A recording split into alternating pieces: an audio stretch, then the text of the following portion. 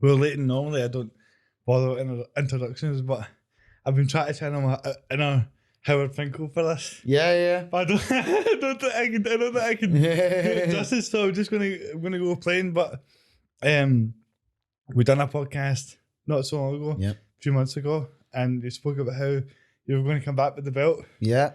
And today we have the new Here I am. ICW World Heavyweight Champion in the studio. Here it This is. looking belt. With the belt, yeah. It's pretty crazy. I said I'd win it. I said I'd come back on the show. Here I am, brother. It's probably, I've never seen you before, the fastest anyone's ever done something. They Yep. said they were doing the podcast, you've been and done it.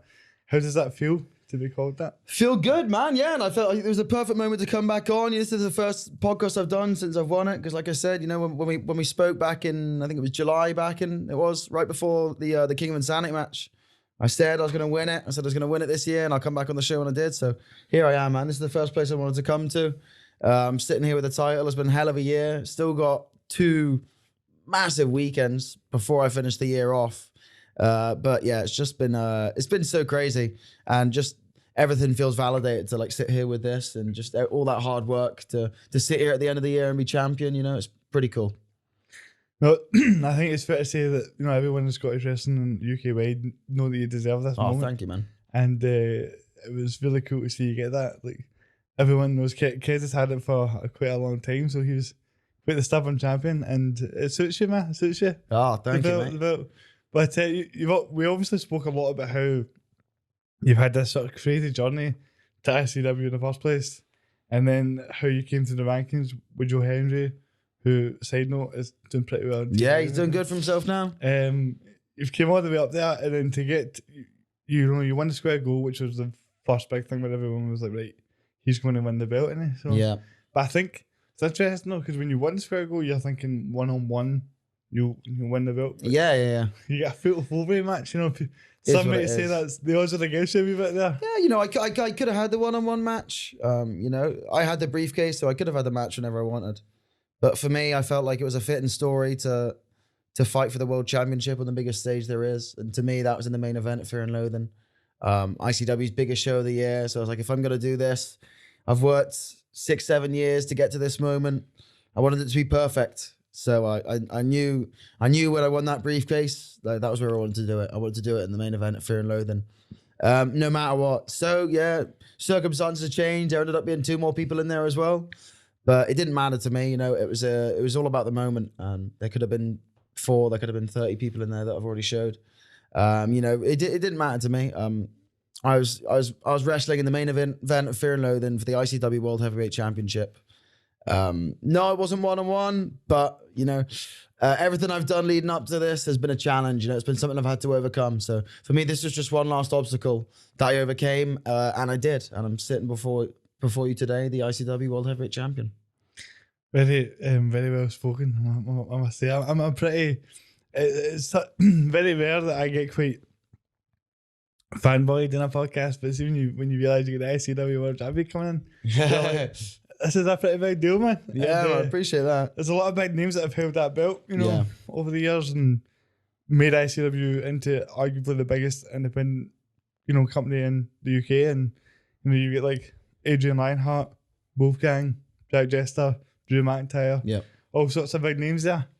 So, you know, you, like I said, you've been chasing it for so long that all of a sudden you've kind of, I mean, you've sort of been this person that you've been in the main events, you've been having great matches, banging after banging, the same as to say, but you have the belt. Do you feel like a different kind of pressure now at like going into these matches where you go, right, well, I'm now officially the sort of standard bearer for this company?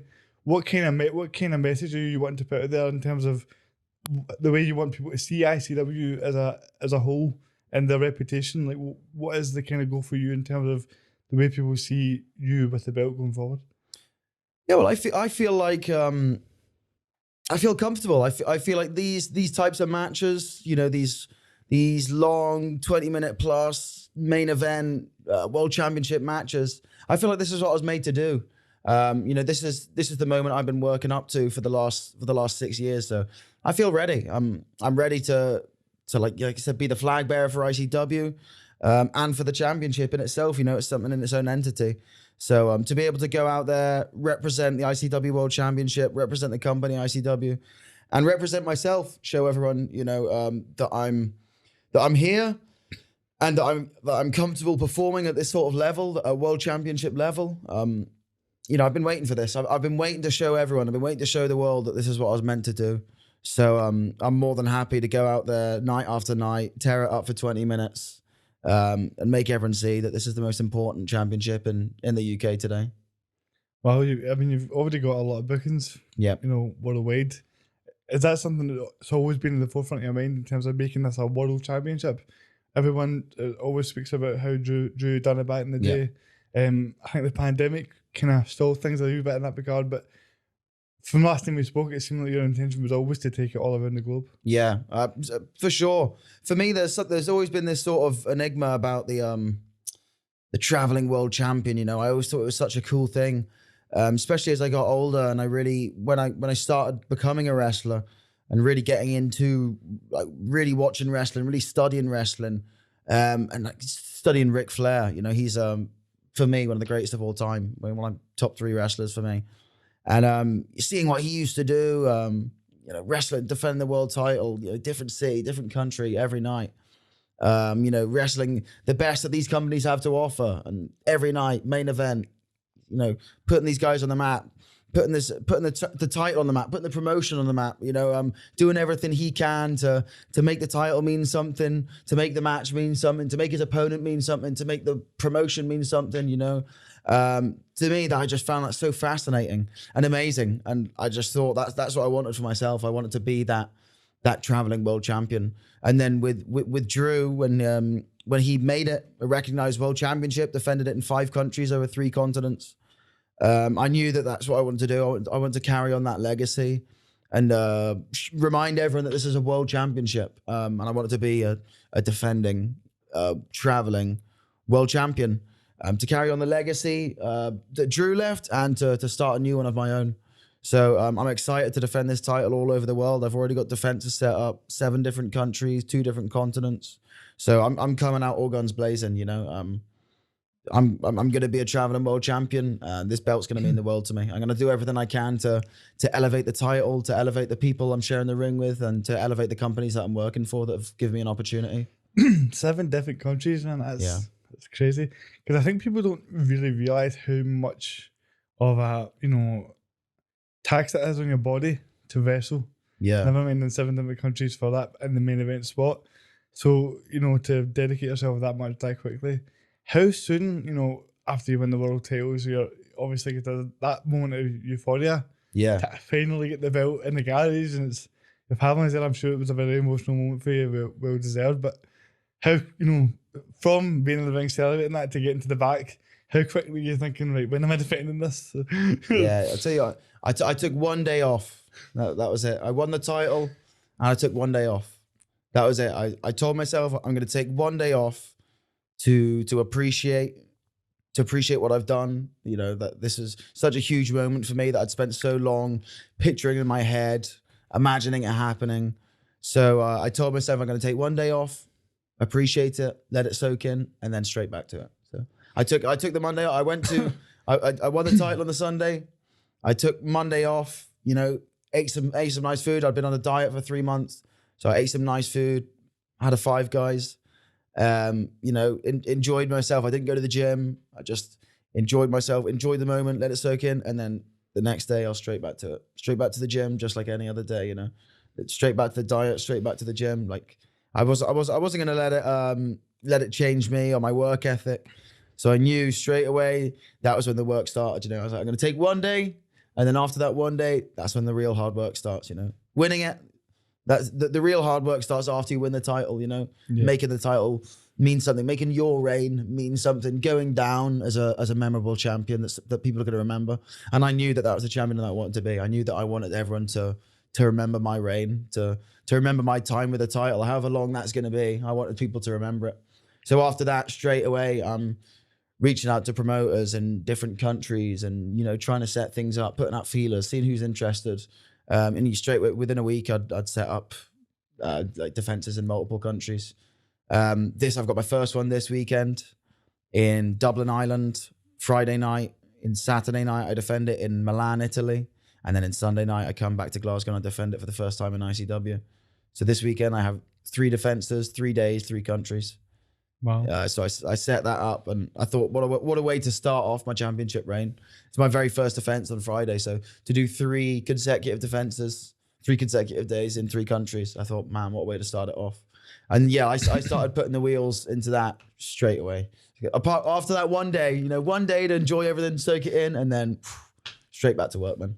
Wow, that's quite a crazy schedule having your first weekend with the belt. Yeah. Hopefully you don't lose it before Sunday. Yeah. Imagine that. Dude, I don't think I'd be very light turning up to ICW on Sunday. Dallas, you lost the belt in early, man. Yeah, I'll try my best, man. I don't think people in Scotland would take that very kindly. Oh, but you talked a lot about what you want your title reign to be. Have you got any, for lack of a better way of putting it, nice words to say about the previous champion, Kes Evans, and his run and what he done with the belt? Yeah, I do. I think Kes Evans was a great champion. I think there's no dispute in that. Do I like the guy? No. But do I respect what he's done in the ring? Yeah, absolutely. Do I respect the men he's been in there with, the caliber of opponent he's been in there with? He's really did beat a who's who of ICW world champions. He's beaten the best. So yeah, I'm not going to take anything away from his championship reign. He was a dominant world champion for a full calendar year, which is no easy task in this day and age. So to do what he did at that level and do it for a full calendar year, nothing but respect. No, and for me, I can look aside personal reasons with people and appreciate the work. And yeah, do I get along with the guy? No. Do I like the guy? No. But what he did for a year, was be the top guy in the company. He carried that belt with pride, and he fought some of the biggest names that ICW's ever produced. So nothing but respect on that department. Well, he was known quite a lot for his what we call dirty tactics at times. Yeah. Right. And that begs the question, when we think about we've seen a lot of phases of you in ICW. You've been loved and you've been hated and all these different types of things. Do you see us? There's often this kind of question for a champion in wrestling. It's like you're either a fighting champion for the crowd or you're just all you care about is keeping the belt. Do you have a sort of dilemma there where you went into what's more important to you, entertaining the crowd or keeping the championship? Yeah, a bit of both. A bit of both. A good guy and a bad guy here. What I'm trying to say. Where's this going to go, Leyton? A bit of both. For sure, I'm not losing that championship belt. No one's taking that from me. But I'm going to do it the right way. I like to think that I've turned over a new leaf. As a person and as a wrestler as well. So yeah, I want to respect the title. So me personally, I'm going to avoid taking any shortcuts to keep the title. I want to defend it the right way. And I want to show respect to the championship. So no, I won't be. You won't see any more any eye rakes or low blows from Leyton Buzzard anymore. I thought you were sitting me off camera to pass your weapons in the match. He told me to go front row and pass him the sledgehammer and stuff. But I've not defended it yet, so we'll see what happens in the situation. But my plan is to defend it with honor and to defend it with respect as well. I think that's something that ICW hasn't had in a while, with all due respect to Kes. Yeah. So you talked a lot about who he had faced, and obviously he had faced a lot of the kind of old guard in ICW. When you're looking at challengers in the field now that you're kind of at the top of the mountain, is there anyone that maybe you haven't faced this year that you're looking at going, that person's maybe somebody that's potentially going to be coming up, or looking at going, they're going to be coming after me pretty soon? Yeah, there's loads, especially around Europe. That's my whole thing, is I want to defend against the best that these promotions have to offer, the best these companies have to offer. So when I'm coming with that championship, that's what I want. I want to fight the best people in their respective companies. And then in Scotland, in ICW specifically, there's so many people I think personally deserve a shot at the title. Me and Kenny Williams had an interaction on the last show, but I don't think, personally, no disrespect. Like, I don't think he's earned a title shot. I respect everything he's done outside of ICW. Like, I respect, worked under contract by WWE for 3 years. That's cool. But that's not this. This is something completely different. So me personally, I want to give it to people who have earned it, who have deserved it. So if he wants to come back, wrestle some matches, climb his way back up, show me he deserves it, cool. But for me, I think there's so many guys I'd love to see. Daz Black's one. Me and him have had some great matches in ICW. One of my favorite opponents. He's just lost the 0G championship. I don't know what sort of place he's in now, but I think me and him for the ICW World Championship could be a money match. Something I'd like to do. I think last time we stepped in the ring, I got the win. But he's a different man now. I'm a different man now. So he's someone I'd love to tear it up with. Man, the new ICW 0G champion, Theodorus, I'm a big fan of his work. I think he's great. He runs a throwdown again. Me and him have had some good matches too. There's so many people in ICW, love him or hate him. I think Jason Reed's a hell of a character. I think the amount of work he's put in, invested into himself over the last few years is, can't be denied. Looks like $1 million. He's a legitimate competitor in that ring. So I think me and him could really, really throw things down. He's someone I'd love to get in there with. Controversial one. He's got a lot of winning that would be terrible. Mate. A lot of detractors he's got, but he's got his supporters as well. So that's just a handful of people. But I'm interested to see, who steps up, who's going to show me, who's going to earn it, who's going to show me that they deserve that next shot. That's just a few people I can think of at the top of my head, but I'm looking forward to seeing what the new year brings, seeing what people bring to the table, and then we can talk about who's going to be the first challenger for my title. This weekend I defend it against LJ Cleary, one of my greatest rivals. We fought in TNT Wrestling, Extreme Wrestling in Liverpool, OTT Wrestling in Dublin, and then now ICW, the HQ as well. So like the biggest promotions, some of the biggest promotions in Europe. And he's one of the few men that holds a pinfall victory over me in ICW. For me, I think he's one of the best wrestlers in Europe. He's had an unreal year. Quality matches with Pac. Tapped out Matt Cardona last month at OTT Stadium show in front of nearly 2,000 people. So to me, that's the type of people I want to wrestle, is the best that there is in Europe. The people that are going to raise my level, that I want to be a fighting champion and I want to fight the best. So that's the first stop. I chose that challenger. That's the first challenger this Sunday. ICW at the Asylum, completely sold out. It's the second, both sellouts since Fear and Loathing, man. Both shows sold out. So I'm looking forward to that. Like I said, I felt like he deserved the shot. He's beat me in ICW before. Can he do it again? I don't think so, but we'll see. Well, it seems like the company has a lot of momentum behind it right now. Yeah. After the pandemic and everything, it just seems like you've had a really good run at it recently, and now with you being the champion, going into 2023, it just seems like everything's possible again for it, which is good to see. The fans are all buzzing. I mean, and some of the names you put off there, you're listening to it going, that match should be great, that match should be great. Please don't let Jason Reed win the world title, mate. That would be horrible news. I mean, honestly, I would need to try and do something like that. It'd be terrible. But the what was I going to say? There was one name that you didn't mention there, though, that kind of popped into my head a wee bit. Which, and if he does listen to this, I'm sure he would want it to be mentioned. But Chris Bungard would be quite an interesting one. Chris Bungard, yeah, that would be an interesting fight. Because have you ever fought an MMA fighter before? Yeah, you want to talk about people who've been earning it, been deserving it. Chris Bungard's one that I really respect his work ethic, and I respect what he's put into wrestling.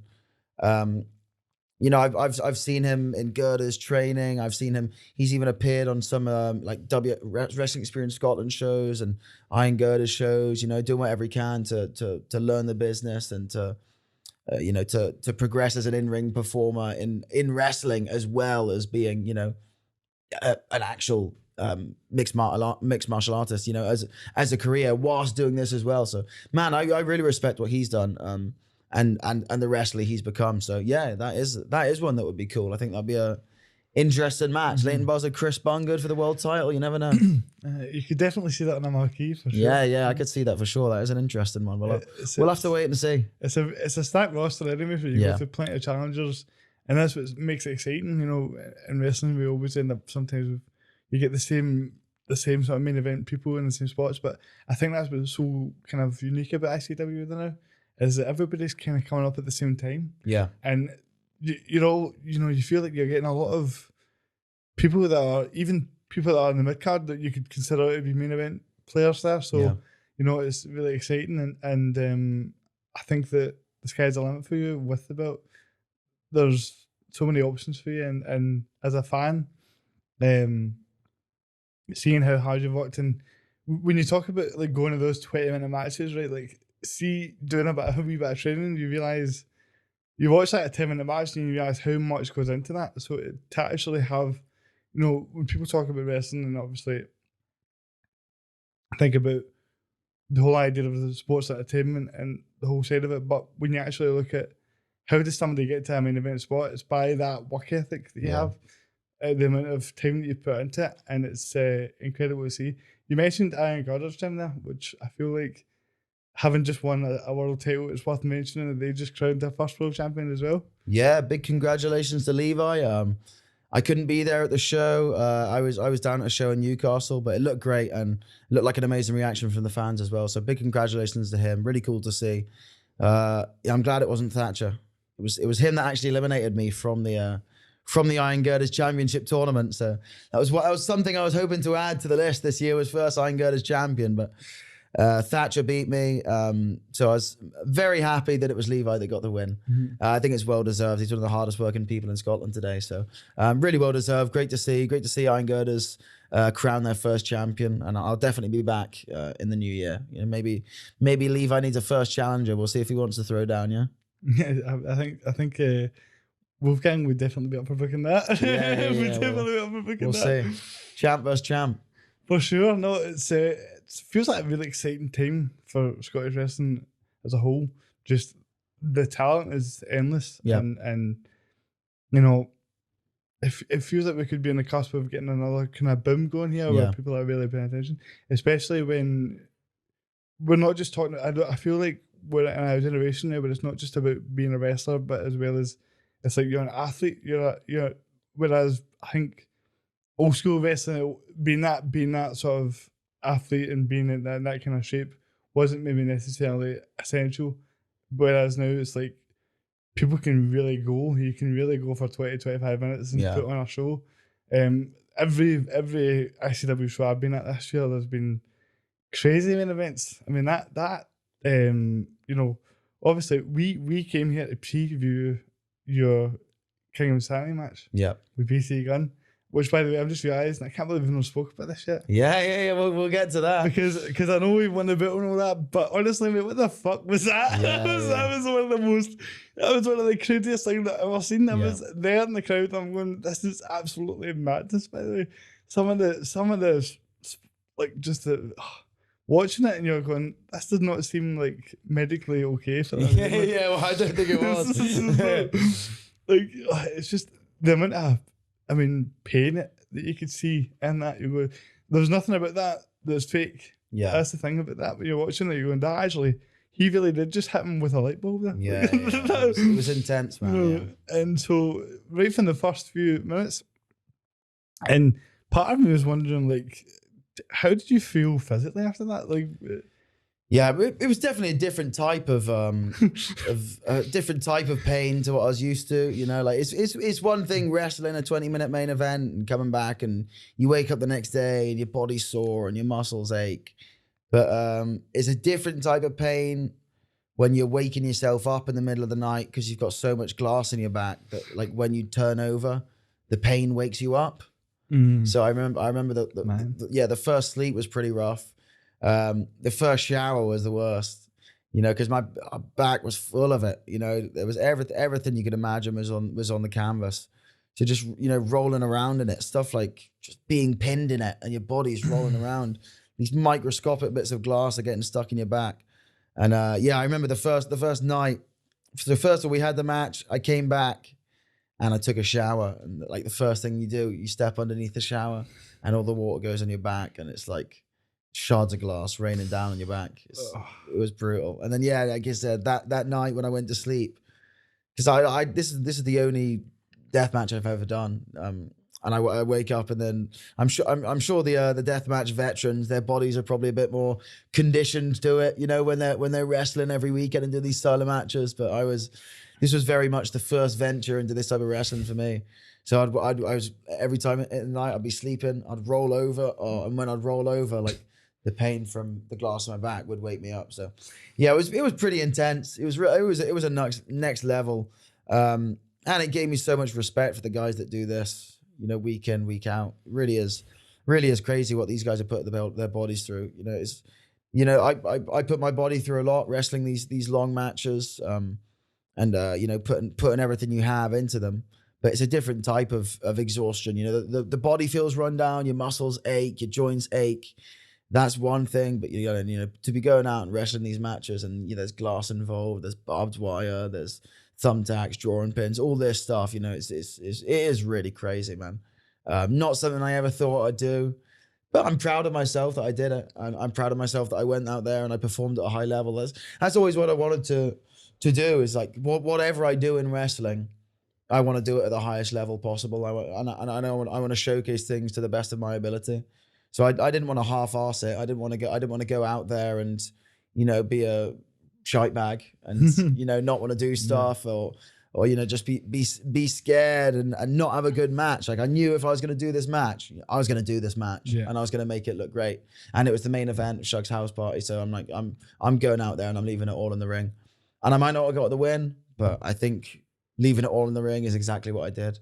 And I think, you know, if people didn't respect me before, I think I earned a lot of people's respect that night, just to show them what that company means to me, and just what wrestling means to me, and what it means to me to show the fans a good time, and for them to be entertained, and for them to see a spectacle and see something that they're not going to see anywhere else. So yeah, it's something that I'm really proud of, and will be proud of for a long time. It won't be something I'll do for a long time or ever. You know, I think maybe a one and done thing, but I'm really happy that I got to do it. I got to do it at that level in the main event of Shug's house party against one of my greatest rivals, BT Gunn. So it was perfect for me. No, I didn't get the win, but I walked out a winner because I proved to everyone that I belonged in that ring. For sure, you left it all on the line, and there was a feeling in the crowd that night where it was like, you both won. It felt like you both won, because that was one of the. I mean, I've been at WrestleManias and stuff, and I don't think I've ever seen it like that. The crowd was really into it, and even just watching the whole show, it was a really good event. But by the time you get to the main event, you're thinking, how are these guys going to follow this? Yeah. So to leave us all going, wow, was you know, impressive enough. Like, I don't really know if there is a winner in that match, to be honest. Yeah, I don't. Like, ask BT Gunn how he felt the morning after, and I don't think he felt like a winner.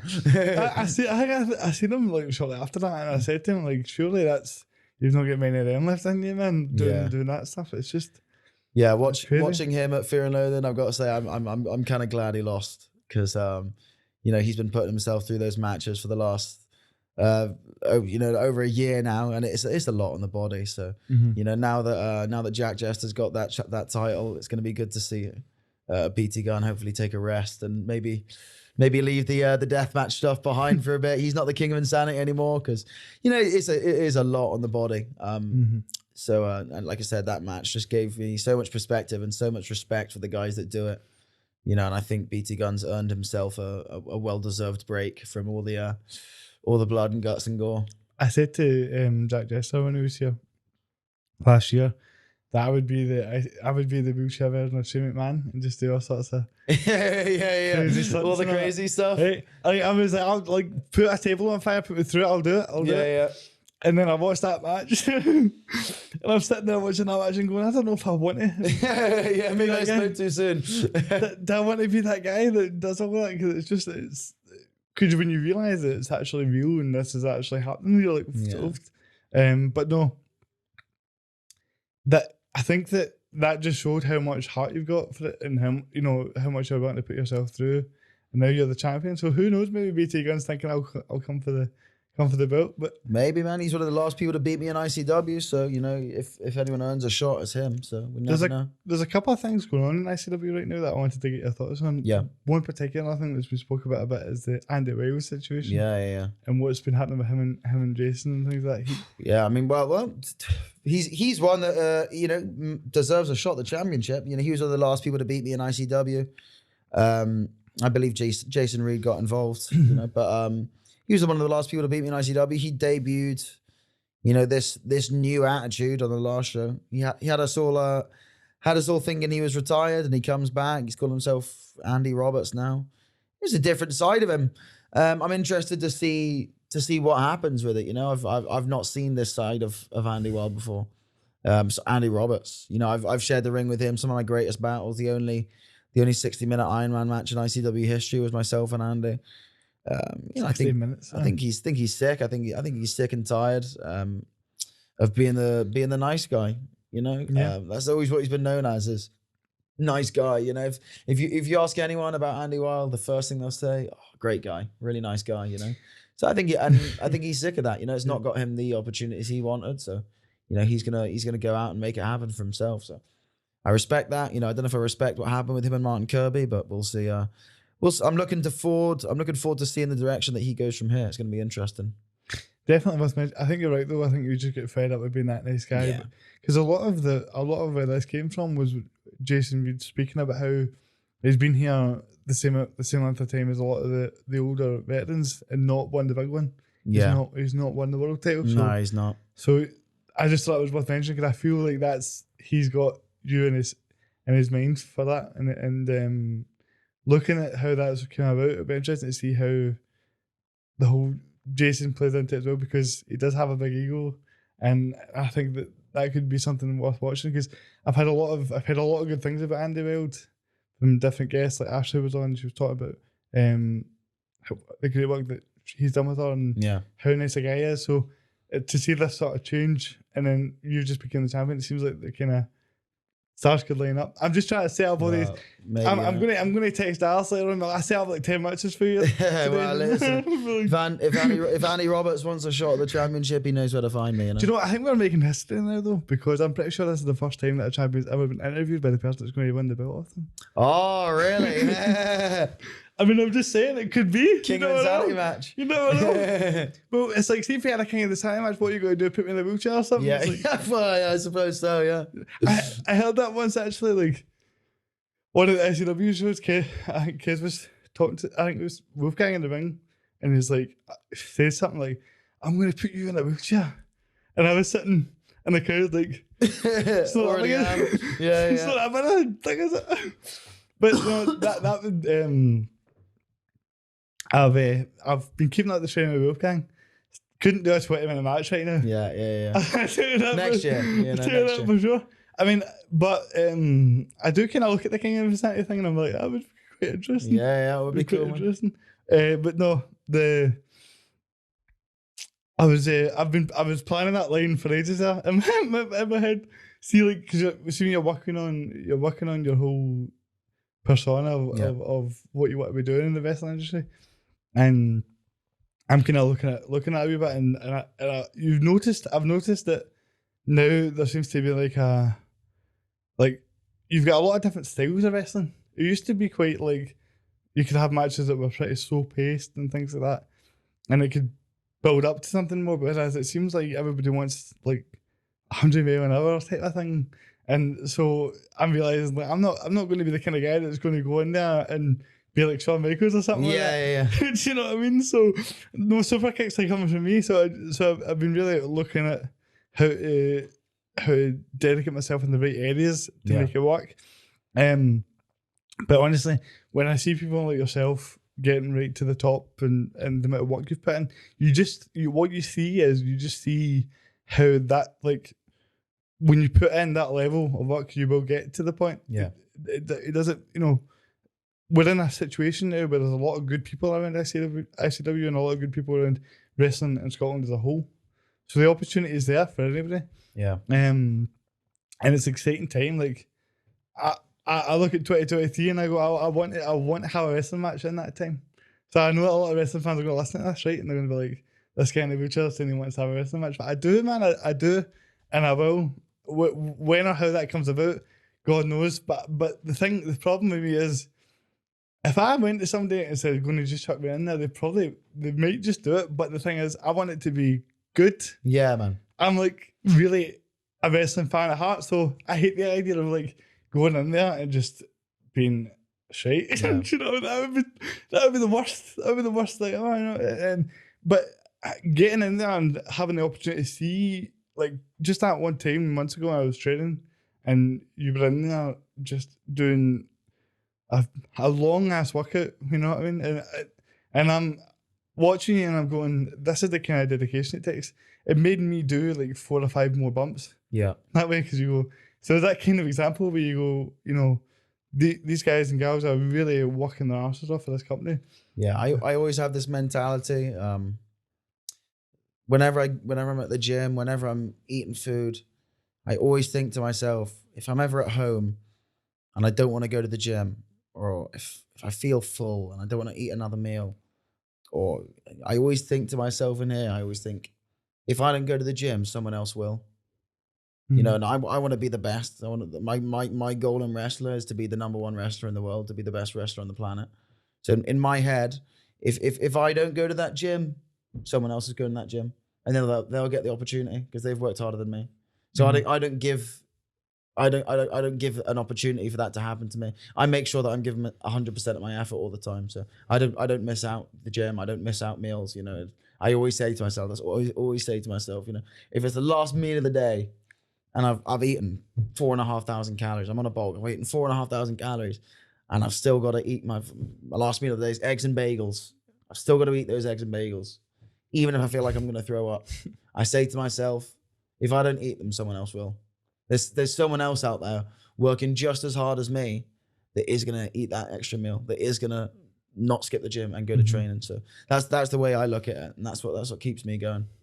It's really interesting to say that, because this is something I wanted to ask you about and kind of talk about you, but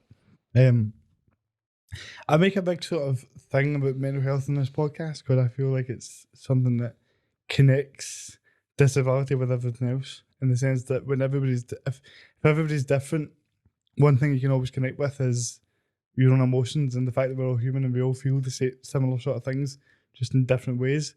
So, you know, that's why it sort of became like a big part of this podcast in a way. But since our podcast last time, which I would say was in a pretty good mindset and kind of going for a lot of things positively and such, I kind of fell off the wagon, if you like, you know, mentally for me personally. There's a lot of things going on that just kind of sidetracked me. Now, one thing I find really interesting about the wrestling grind is that I've been talking about this a lot, like to myself and to my friends and things like that. When I fall off mentally, kind of things in my life just sort of fall to the wayside. So like I'll stop going to the gym, or just get that way where you feel bad about something in your personal life and you just can't quite get over it, and you just kind of fall into that slump of depression and not having the sort of will to want to just push past it. Which is, you know, not a very positive story, obviously, but the point is that as a champion, right? So I can do that and kind of go away for a couple of months, and people will be like, "Where's Keaton? What's happening with Keaton? Where's the podcast? Where's this? Where's that?" Which is something I'm obviously working to get better at. But as a world champion, you know, if something happens in your personal life, if somebody breaks your heart or something happens to you, Doesn't matter. You know, it's like this is something that I'm obviously trying to get better at, and I think that the more that I've spoke about it, the more I'm realising this is a common problem for everybody in the world. Basically, is as a human, we all go through these difficult personal times that are going to affect your mind and affect how you feel about yourself and what you do then going forward. So then I think the successful people are the people that can just continue regardless and keep that going, which I have done in the past. But for when you're doing that, when you're in that grind, if something personal happens to you, what have you got any sort of techniques or ways in your mind where you go, I need to focus here and you really zone in on things and keep going because I can't. I'm the world champion. You know. Yeah, I mean, it's a hard situation because like you said, you know, I don't have that option to, you know, take time off, and I don't give myself that option. To me, it's 100% all the time, but you know, so if I'm world champion and something sets me back mentally, or if I'm not feeling good, if I don't want to go to the gym, if I don't want to eat the meals, you know, like to me, I have a responsibility. You know, I've been trusted with being the flag bearer for this company, being the world champion. So to me, I'm going to put that above all else in my life. I'm going to do everything I can to make the championship mean something, to make my reign mean something, to make all the people I'm working with mean something. So yeah, but it is hard because I still have days. People think I must love going to the gym. No, I have days where I wake up and I don't want to do anything. You know, I don't want to get out of bed. I don't want to go to the gym. I don't want to eat a bunch of food, but I have to. You know, I think that's this mindset that you just do things that you enjoy doing. You know, if something makes you uncomfortable, you don't do it. I think it's a bad mindset to be in. I think the best things in life happen when you're uncomfortable. I think the best things in life happen to you doing things that you don't want to do. And I think you have to do things that you don't want to do to be able to do things that you do want to do later on in life. And I believe if you force yourself to do those things, then you'll be rewarded with it later on in life. So yeah, it's tough. It's tough to power on, and sometimes it can be. But for me, I just like to unwind mentally. So if I've had a long week, if I had a long week, a lot of traveling, you know, hard training, some hard matches, I just like to have. I enjoy time to myself. I enjoy time just doing nothing. So it's a cliche one, but I love a bath. You know, for me, if I've been doing loads of shows every weekend, full weekends of shows, traveling everywhere, you know, going to Ireland, Austria, Germany, wherever I'm going, you know, and I've been away. For me, sometimes it's like just coming back and having that time to yourself where you sort of unwind from everything, sort of put everything to the side. Maybe I've got to be back on the road tomorrow, you know, maybe I'm back in the gym tomorrow, I'm doing whatever, you know, but if I can just have an evening where I can like reset, I feel, and for me, having a bath's that perfect thing. You get in the bath, like reset, you know, and then the next day I feel like I'm good to go again. But I'm also blessed, you know. I'm not going to sit here and like pretend like it's a job that I'm doing, you know, because to me, it's not a job if you love doing what you're doing, you know. To me, I'm living my dream. I'm not doing a job. Being a world champion, being a traveling world champion has been a dream of mine since I was a young child. So at the moment, you know, mentally, I'm pretty great, man, because I'm living the dream, and I'm just taking this crazy ride. So at the moment, the motivation's at an all-time high. You know, you know, I'm not really having those days where I don't feel like going to the gym. You know, because every day I wake up, it's a blessing, man. I'm world champion. I get to do what I love, and I get to travel around the world doing so. So at the moment, it's a pretty amazing time for me. No, that's great to hear. I just think it's something, you know, worth talking about, because it's especially when you get the world title. There's been a lot of wrestlers in the past, you know, and I'm referring more to like WWE when I talk about this, you know, that I've had the belt and spoke about the kind of weight of having the belt and feeling that kind of pressure to be the top drawer and the top, you know, the top player in the company, and then that kind of, as I was speaking about before, you know, people do just generally struggle with things, but I think in this generation of wrestlers, there's more attention paid to that. You know, after, especially what happened to Adrian, I think that there's been a lot more of an open discussion about how people are handling themselves, and the community feels a lot stronger. So, but no, it's just in terms of, it's good to know that you've got your routine sorted out and you're all kind of good at it, because there's a lot. It's a very busy schedule, and like I said, it is a lot. Yeah, you know, I won't pretend like it's not a lot. I won't pretend like it's not a lot of hard work. Mm-hmm. You know, like I said, this weekend, living the dream. But yeah, I'm living the dream, but it's hard. You know, this weekend I'm wrestling in Ireland, Italy, and Glasgow 3 days.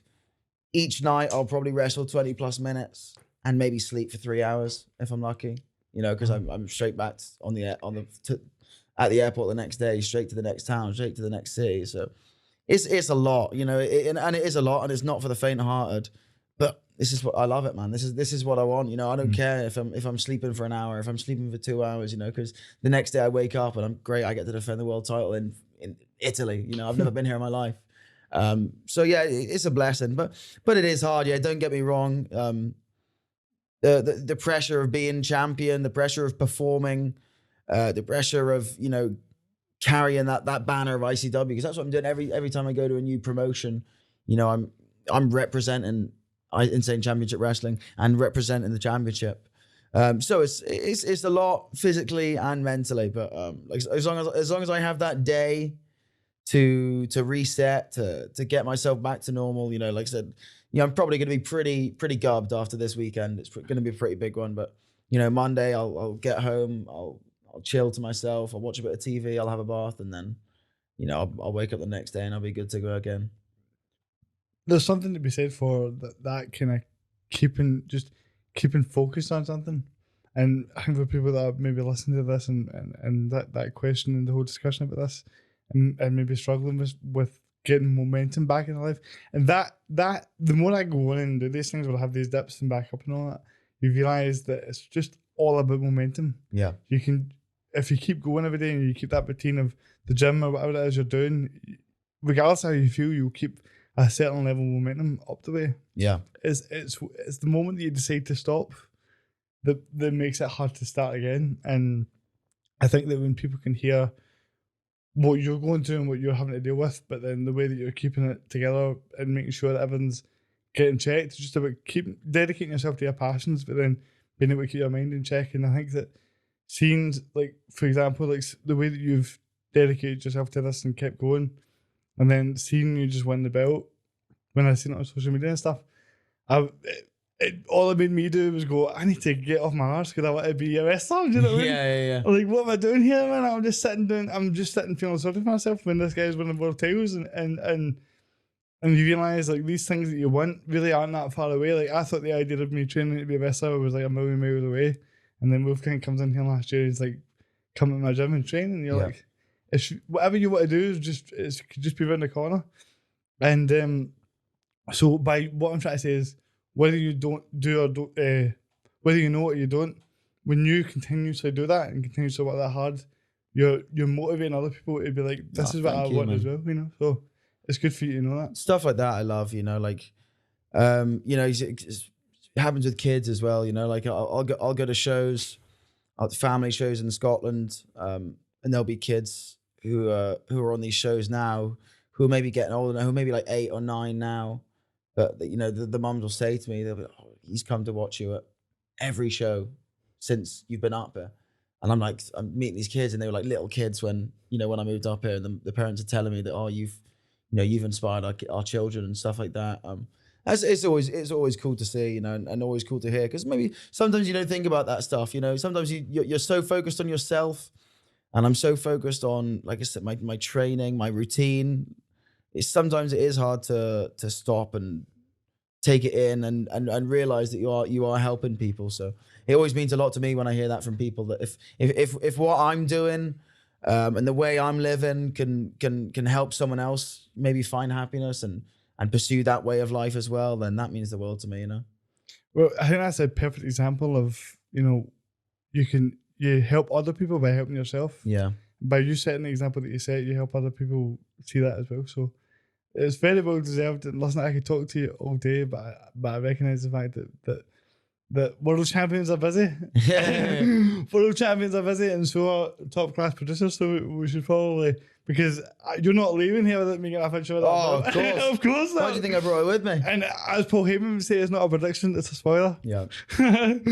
But no, listen. Hopefully, when we do one of these again, I will have been in the ring at some point. 6 months. Yeah, man. Well, I'll tell you what. That's when we can do the next one after your first match. And I'll be telling you about how hard it was taking like 5 bumps. I was like, yeah, so difficult. That's next time. When you have your first match, I'll come back in. We'll do it again. All right? I look forward to it. And listen, congratulations again, and thank you so much for giving us the first chance to chat to you. No, thank you, man. It was the first place I wanted to come to. I'm excited to share this journey with everyone, for everyone to follow this journey I'm going on. You know, everything that happened for me is so crazy right now. I've got my first string of defenses this weekend, culminating with my very first defense in ICW on Sunday. I've already got defenses set up in 7 countries, 2 continents, taking the belt to freaking Canada next year. You know, it's going to be crazy. So I hope you'll follow me in this journey, and I hope the people listening as well are going to support me through this crazy time in my life. Thanks for having me on, man. Like I said, this was the first place I wanted to come talk about the championship. You know, you were the guys that supported me before, and I always appreciate that. So thank you for having me on again, man. No problem at all, and best of luck to you then. Thank you, brother.